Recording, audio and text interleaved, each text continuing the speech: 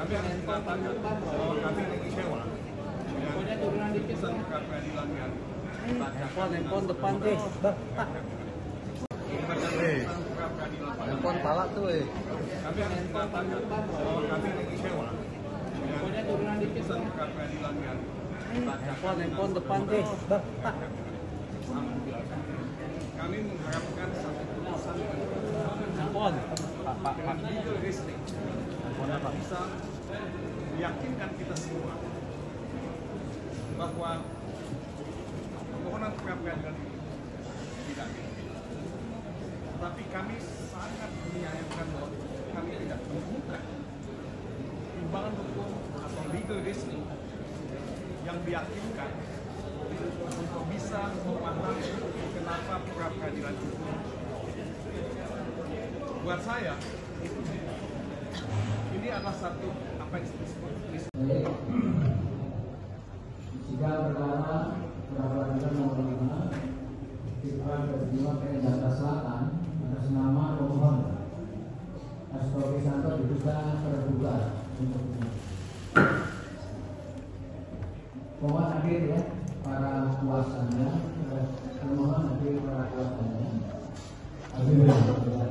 Sebagaimana agenda sidang pada hari ini adalah pembacaan putusan. Namun sebelum putusan dibacakan, ada dua hal yang permohonan pra peradilan mohon adalah sebagaimana tersebut di atas. Misal, bahwa terhadap permohonan pra peradilan dari pemohon tersebut, termohon telah mengajukan eksepsi yang pada pokoknya adalah sebagai berikut: 1. Eksepsi tentang permohonan pra peradilan berupa materi pokok perkara tidak pidana korupsi.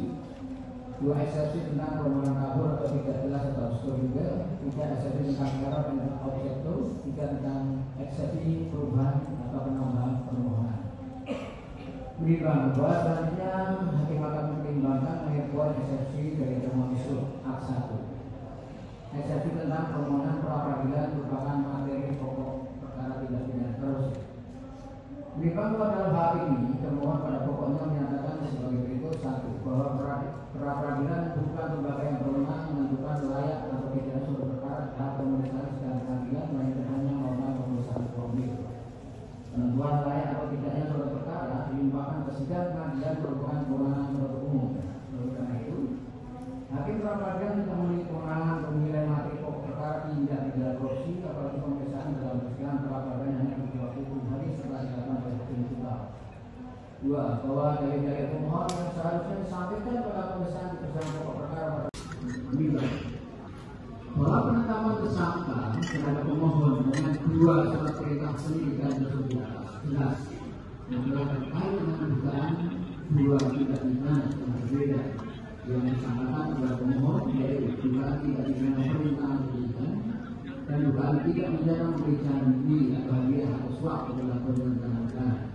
Ini bahwa tidak dihubungkan dengan dalil permohonan pemohon part 3 BBB yang menyatakan penetapan tersangka oleh pemohon tidak didukung oleh 2 alat bukti permulaan yang cukup dalam perkara yang bersangkutan dan justru mengacu pada alat bukti perkara yang lain yang juga inkrah memperoleh kekuatan tetap, sehingga penetapan tersangka tidak sah dan patut untuk dibatalkan. Maka timbul pertanyaan, apakah alat bukti perkara lain yang dimaksud pemohon tersebut adalah digunakan untuk dugaan tidak pidana merintangi penyidikan berdasarkan sprendik nomor 152, atau untuk dugaan tidak pidana memberi hadiah atau janji kepada penyelenggara sebagaimana dalam sprendik nomor 153, atau digunakan dalam kedua dugaan tindak pidana tersebut sekaligus, di mana jika berdasarkan pada dalil permohonan pemohon maupun dari batal pemohon bahwa perkara yang sudah inkrah adalah perkara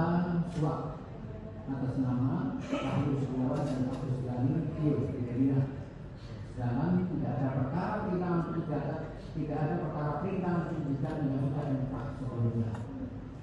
Menimbang bahwa pertanyaan tersebut penting menurut hakim karena justru pemohon dalam permohonan pra peradilan ini mempermasalahkan mengenai penetapan tersangka dalam 2 dugaan tindak pidana pada pemohon yang tidak didukung oleh alat bukti permulaan yang cukup, yang mana tentang bukti permulaan akan dinyatakan sah atau tidak menjadi dasar perbuatan tersangka itu sah dasar hukum dan patut dilakukan Menimbang berdasarkan berbagai pertimbangan hukum sebagaimana di atas, hakim berpendapat bahwa oleh karena eksepsi pada dua dikabulkan, maka terdapat eksepsi termohon yang lain dan seluruhnya tidak perlu dipertimbangkan dan pertimbangan hukum. Menimbang oleh karena eksepsi termohon dikabulkan, maka terhadap pokok perkara ini tidak perlu dipertimbangkan dan penilaian hukum lagi. Sehingga kemudian hakim berpendapat bahwa permohonan pra peradilan dari pemohon adalah tindakan tidak dapat diterima.